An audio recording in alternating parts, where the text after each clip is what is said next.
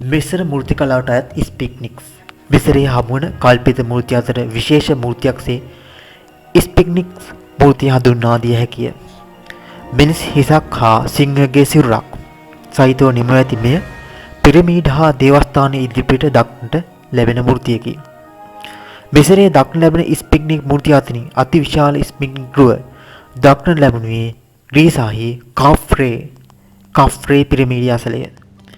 Nile නදිය වෙතින් පිරමීඩයට පිවිසෙන නිම්න දෙවලට පසකින් පිහිටව ඇති මෙම යෝධ පිල්රුව අඩි 66ක් මුසින් හා අඩි 240ක් දිගින් යුක්තය. මේ කිස්තුපුර 2500 පමණ ඉදිකර ඇති අතර මෙයින් හෝරස් දෙවියන් සිහිපත් කරන බව විශ්වාස කෙරේ. ස්පික්නික් ගෘහයේ ඉදිරිපස මිනිස් හිස පාරාවන් පලින ශීර්ෂ ආවරණකින් යුක්තය. දේවස්ථාන වෙත පැමිණෙන මාර්ගගත දෙපස ස්පික්නික් ගෘහ පේලි වශයෙන් තැබීම සිරිතක් විය. විශාලත්වයෙන් යුතු තවත් ස්පික්නික් ගෘහක් මෙම්පස් වලදී හමු වේ. උසින් අඩි 30ක් හා දිගින් අඩි 150ක් වූ මේ පිල්රුව තනි ඇල්බස්ට් ගලකින් නිමව ඇත. මේ සුවිශාල මූර්ති මිසර පාරාවන්ගේ ඔද තෙද බල මහිමය කියා පෑමට සමත්ය. මිසර මූර්ති කලාවට අයත් රැනෆා අඩි 5ක් උස සුජු කායෙන් සිටගෙන සිටින අයුරින් හුණු ගලින් නෙළන ලද්දකි. පහතෙන් ලද අත් දෙක සිරුරට තදවන අයුරින් තබාගෙන ඇති අතර වම් පාදය ඉදිරියට තබා ඇත. දනින් උඩට අඳින ලද කෙටි රෙදිකඩ සියුම් රේඛා භාවිතින් අලංකාර කර ඇත. දැඩිව ඉදිරියට යොමා සිටින පපු ප්‍රදේශය පුළුල් උර හිස් තේජවන්ත ශක්තිමත් පුරුෂයෙකුගේ දේහ ලක්ෂණ නිරූපණය කරයි.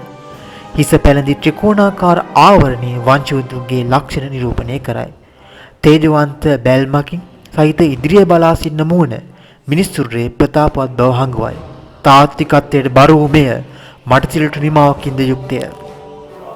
මිසර මූර්ති කලාවට අයත් කෆ්රේ ජීව ප්‍රමාණයෙන් යුතුව නෙලා ඇති මෙම මූර්තිය මිසරේ හමුවන අගනා මූර්තියකි. ඩයෝරයි පාෂාණයෙන් නෙලා ඇති මෙය හිඳගෙන සිටින විලාසයෙන් නෙළන ලද්දකි. සුජු ඉරියව්වෙන් අසුන මත හිඳගෙන සිටින පිළිරුෙහි දෙයත් උකුල මත තබා ඇත. සිරුරේ හිසට පිටුපසින් පියාපත් විදාගත් උකුස්සෙකි. එයින් සූර්ය දේවයාගේ පුත්‍රයා ලෙස අර්ධ දේවත්වයෙන් ආරූඪ කිරීමට උත්සාහ දරා ඇත. පැන් රාජධානි යුගයට ඇඳුම් හා පාරාවන් පළඳ හිස් වැස්මක් යොදා ඇත. යටිරැවුල දක්වා තිබීම මෙහි ඇති විශේෂත්වයකි. පිළිරුවේ දැක්වෙන සුජු මෙන්ම තැන්පත් නිසල බව තුලින් පාරා රජුගේ රාජකීයත්වයේ තේජස හා අභිමානය දැක්වීමට සමත් ඇත. ආසනයේ යොදා ඇති එකට වෙලී ඇති පත්ම සහ පැපිරිස් මල් සටහන් ඉහළ සහ පහළ මිසර ප්‍රදේශයේ එක්සත් වීමේ පොත සංකේතවත් කරන වැනිය. ආසනයක් පිළිරුවක් උකුසුරුවත් එකට සම්පීර්ණ කර ඇති අයුරින් ශිල්පීය කුසතාව මෙන් පිළිබුවේ. මේ කිස්තුපුර 2900 2754 නිම වූවකි. මිසර මූර්ති කලාවට අයත් ස්ක්‍රයිබ් ගඩින් නෙල්නද මානව ප්‍රමාණයේ අගනා මූර්තියකි. එරමිනිය ගොතාගෙන ලියන උපකරණ උකුල මත තබාගෙන සිටින මේ ලියන්නා ස්ක්‍රයිබ් නමින් හඳුන්වා ඇත. තම ස්වාමියාගේ කියන දේ අසා හිඳ ලියා ගැනීමට සූදානම සිටින අයුරක් පෙන්වයි. සුජු උඩුකය හිස විවෘත දෙනෙත් ඉතා ඕනකමින් සිත් යොමා සිටින අයුරු හා කාර්යය පිළිබඳව ඇති උනන්දුව පෙන්වයි. ලියන්නා රජුගේ සුවචකීකරු සේවකයෙකි. භූත ලෝකයේදී රජුගේ ආත්මයට සේවය කිරීමට සූදානම් සිටින චරිතයෙකි. වර්ණ කරන ලද මෙම මූර්තිය සම්ප්‍රදායික මිසර ලක්ෂණවලට වඩා ස්වභාවිකත්වයෙන් නැඹුරු ඇති බවක් පෙනේ. මේ දැන්ට පංශයේ ලූවර් කෞතුකාගාරයේ දක්නට ඇත.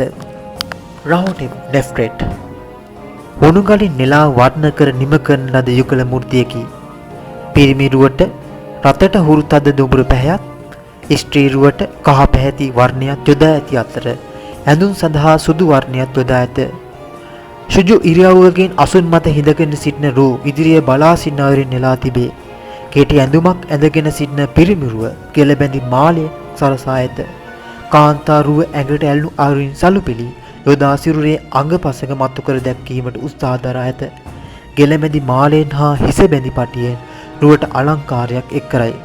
ආසනයේ පිටිපස යොදා ඇති රූපාක්ෂර පිරිරුව පිළිබඳ තොරතුරු සපයයි. පිරිමිරුව සාමාන්‍ය මිනිසෙකු ලෙස දැක්වෙන අතර කාන්තාරුවෙන් වංශාධිපති රජුගේ ස්වරූපයක් දක්වයි. මෙයින් පැරණි මිසර සම්ප්‍රදායික මූර්තියේ ලක්ෂණ පිළිබිඹු කරයි. නෙපටිටි නෙපැටිටි මිසර කලා නිර්මාණ අතර සුවිශේෂී මූර්තියකි. අමන්නා යුගයට අයත් ක්‍රිස්තුපූර්ව 1375 මේ මූර්තිය අග්නේටන් රජුගේ බිසවගේ උඩුකය පිටුවයි.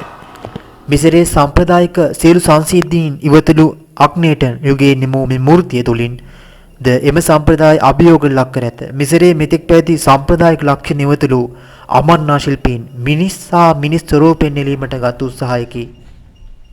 මේ දික්කෝ ගෙල සියුම් මුව සුජු නාසය සහ දිගට හිස් ඇසුම් මෙම මූර්තියේ කැපී පෙනෙන ලක්ෂණයන්ය. සුරූපී රාජනීක නිරූපණය කෙරෙන මෙම චාම් නිහතමානී ගති ලක්ෂණ නිරූපණය කෙරේ. මිසර සම්ප්‍රදායික ලක්ෂණ අභිභාගයේ මෙන් පිරිරුවෙන් නූතන මූර්ති කලාවේ මූලික ලක්ෂණ පිළිඹවන බව කිව යුතුය. මෙතෙක් පැවති ආගමික සංකල්පයනුවට නවතම දහමක් හඳුනා දුන් අග්නේටන් යුගයේදී කලා ශාස්ත්‍රයේ විශාල පෙළලියක් ඇති වූ බවට මේ කදිම නිදසුනකි.